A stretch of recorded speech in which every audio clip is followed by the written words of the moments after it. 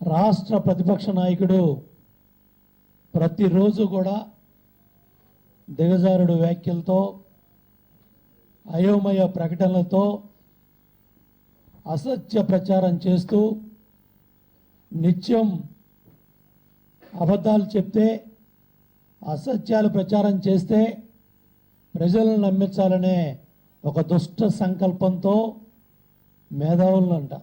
ఎవరు మేధావులు? నీ పక్కన ఉన్న ఏటు ముద్దాయి విజయసాయిరెడ్డి. వీళ్ళ మేధావులు యువకులకు ఆదర్శం. ఎవరు ఆదర్శం? జగన్మోహన్ రెడ్డి గారు.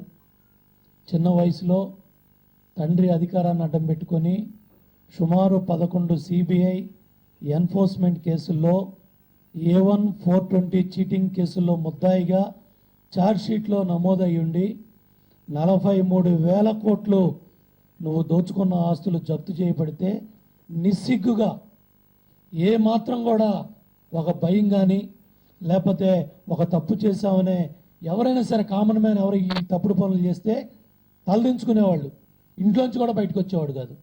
కానీ నువ్వు నిస్సిగ్గుగా ఒక అవినీతిపరుడు వచ్చి మమ్మల్ని తిడతా ఉన్నాడు దొంగని.